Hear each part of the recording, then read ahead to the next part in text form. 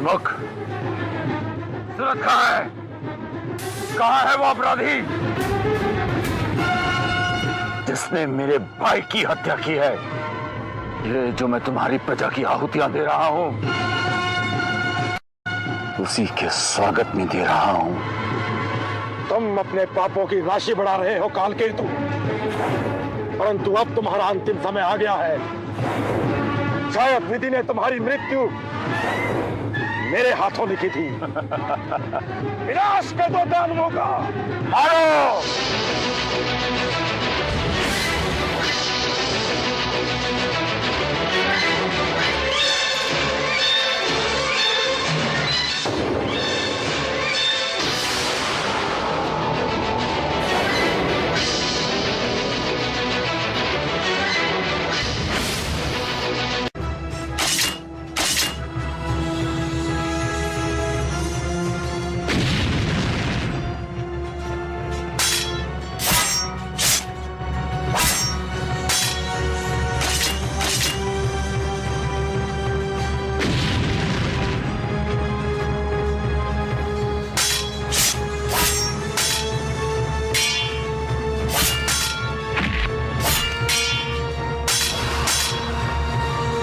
मेरा नाम काल केतु है। मैं अपने शत्रु का काल हूं और तुम्हारा काल इस बाण के रूप में तुम्हारी ओर आ रहा है। संभाल!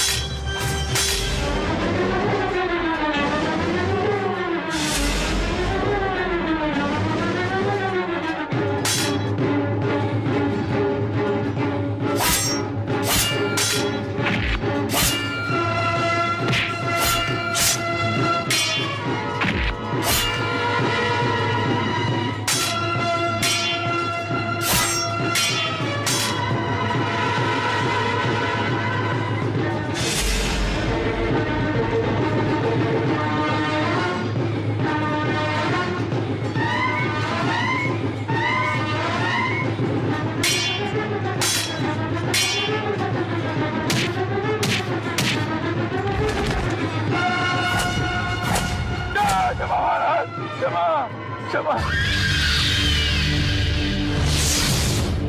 महाराज, मुझे जीवन दान दीजिए। आप तो मनुवंशी हैं। मनुवंशी तो अपनी शरण में आए हुए शत्रु को भी आश्रय देते हैं। महाराज, मुझे आप अपनी परंपरा निभाइए। महाराज, मुझे जीवन दान दीजिए। तुझे जीवन दान मिल सकता है, हाँ? यदि वचन दो कि फिर कभी अत्याचार नहीं करोगे, कभी ऋषि मुनियों को। कभी नहीं, कभी नहीं, कभी भी मैं अत्याचार नहीं करूंगा। महाराज, ये ऋषि और मुनियों को मारने वाला काल केतु महाराज स्वयं मन में चला जाएगा, साधु बन जाएगा। महाराज, साधु बन जाऊंगा मैं कभी अत्याचार नहीं करूंगा। महाराज, हमने तुझे जीवन दान दिया। महाराज की जय। जाओ, खोला नगरी लौट जाओ। जैसी आपकी आगे महाराज, मैं भी चला जाता हूँ। महाराज, महाराज चंद्रमुख की जय।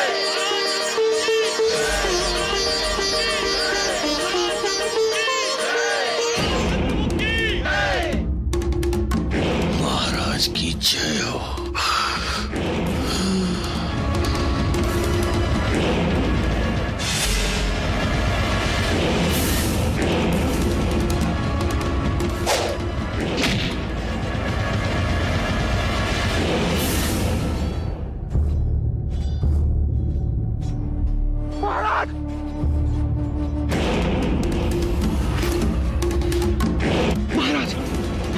आप ठीक तो है ना?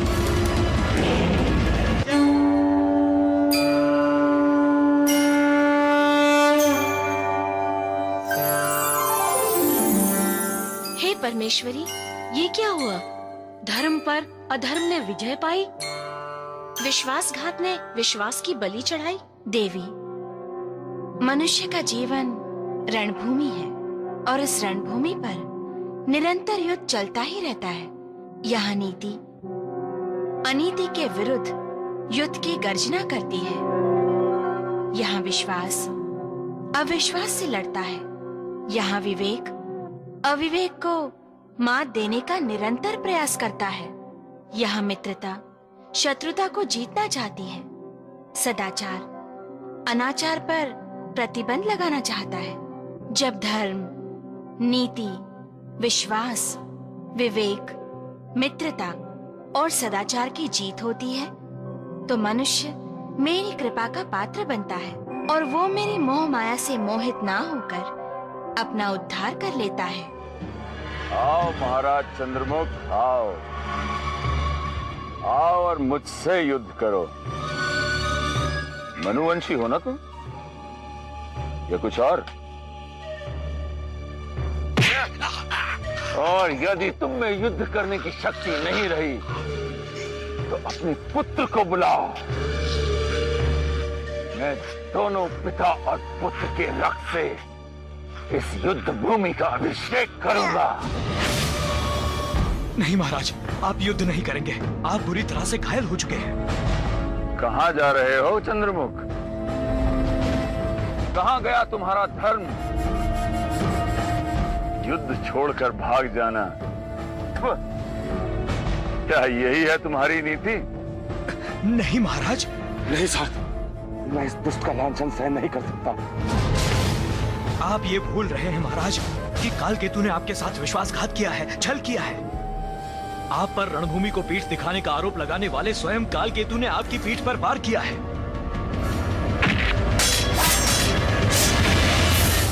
महाराज, आपको इस वक्त सुरक्षित स्थान पर पहुंचाना आवश्यक है। कृपया आप बैठिए।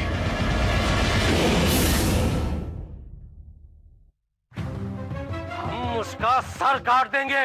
हमारी बेटी को भगा कर ले जाने का साहस करने वाले धूम्रकेतु को अपने जीवन से हाथ धोना पड़ेगा। पिताजी। नहीं पुत्री, हमें रोकने की चेष्टा मत करो। हम गोला नगरी पर आक्रमण करके सारे दानवों का विनाश कर देंगे। दुर्जय, सेना को आदेश दो। मेरी बात तो सुनिए पिताजी। आप किसका वध करने जा रहे हैं? धूम्रकेतु का ना? धूम्रकेतु का वध हो चुका है। क्या?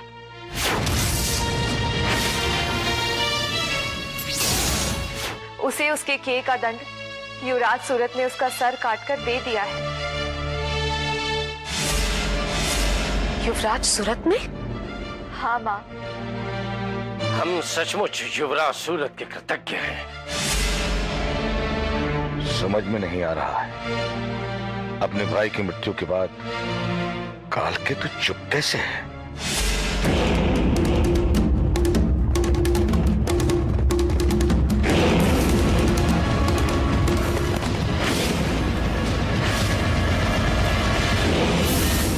सारथी,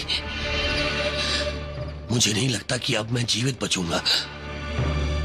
मुझे अपनी मृत्यु दिखाई दे रही है। तो मुझे अपनी चंद्र नगरी ले चलो सारथी।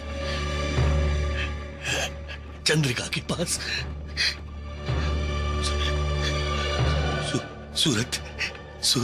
सूरत के पास। महाराज, चंद्र नगरी तो बहुत दूर है। इस समय हम विजय दुर्ग के पास हैं और वहाँ के महाराज आपके समधी भी हैं। मैं आपको वहीं ले चलता हूँ। शीघ्र हमें चंद्रमुख को रोकना है। स्मरण रहे, आज वो जीवित न बचे। चंद्रमुख, मैं तुझे जीवित नहीं छोड़ूंगा।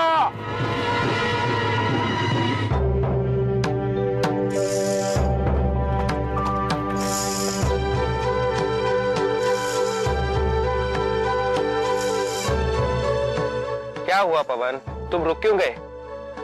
बाईं तरफ का रास्ता मेरे ननिहाल जाता है, इस रास्ते से चलो। क्या ननिहाल नहीं जाना है? पवन मेरे दोस्त, हम राजकुमारी सुमुखी से मिलने विजयदुर्ग नहीं जा सकते?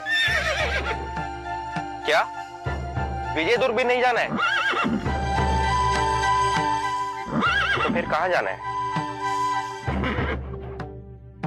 ये रास्ता तो चंद्र नगरी जाता है।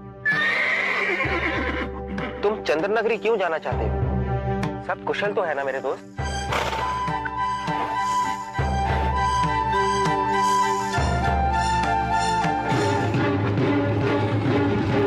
सारथी,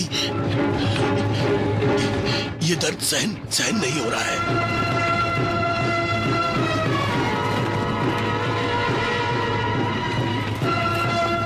महाराज, इस समय हम विजय दुर्ग के पास हैं। बस थोड़ा सा धीरज रखिए महाराज। चंद्रमुख, मैं तुम्हें जीवित नहीं छोड़ूंगा।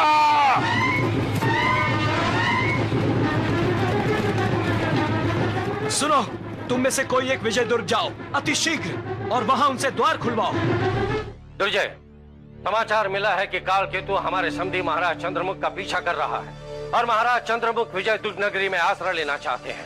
महाराज चंद्रमुख के लिए नगरी का मुख्य द्वार खोल दिया जाए और ध्यान रहे उनकी सुरक्षा की पूरी व्यवस्था होनी चाहिए और काल केतु को रोकने के लिए सेना को तैयार रहने का आदेश दे दिया जाए। जो आज्ञा महाराज।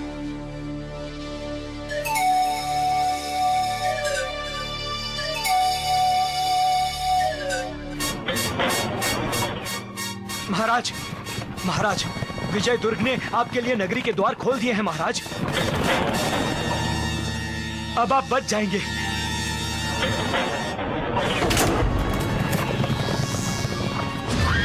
चंद्रमुख का रथ रोकने का प्रयास करो। उसे विजय दुर्ग में प्रवेश करने का अवसर नहीं मिलना चाहिए। महाराज, अगर एक बार हमें विजय दुर्ग नगरी में प्रवेश करने का अवसर मिल गया तो काल केतु हमारा कुछ नहीं बिगाड़ सकता है महाराज। जाओ और जाकर कहो कि महाराज का आदेश है कि मुख्य द्वार बंद कर दिया जाए। तो क्या आप झूठ बोलेंगे मामा जी? तुम्हें मेरा मंत्री बनना है कि नहीं? वो तो है, परंतु महाराज चंद्रमुख। चंद्रमुख,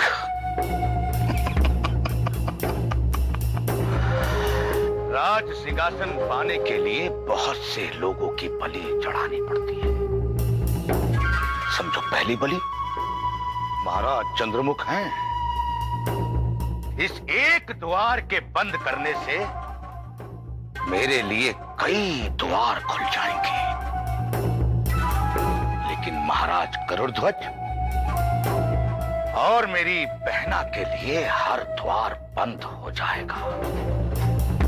इसलिए जाओ और जाकर आदेश दो कि विजय दुर्ग का मुख्य द्वार बंद कर दिया जाए। जाओ। जी मामा जी।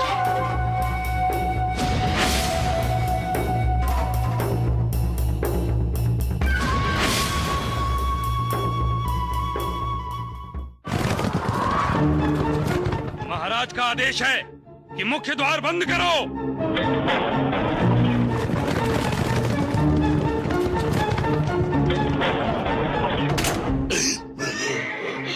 ठहरो, ठहरो, दरवाजा बंद मत करो। महाराज चंद्रमुख, महाराज गरुड़ध्वज के समधी हैं, दरवाजा खोलो।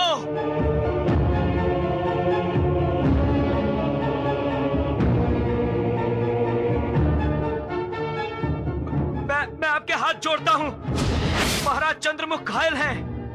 दानव काल केतु उनका वध कर देगा। कृपया करके आप द्वार खोलिए। महाराज घायल हैं, कृपया करके द्वार खोलिए।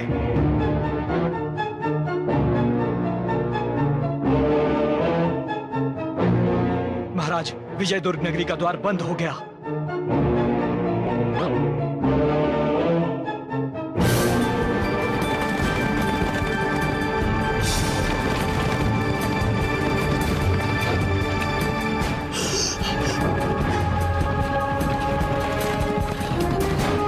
महाराज, ऐसी परिस्थिति में भी आप मुस्कुरा रहे हैं। जब भाग्य रूठ जाता है सारथी, तो मनुष्य की अपनी परछाई भी उसका साथ छोड़ देती है। क्या हुआ दुर्जय? महाराज चंद्रमुख नगरी पहुंच गए?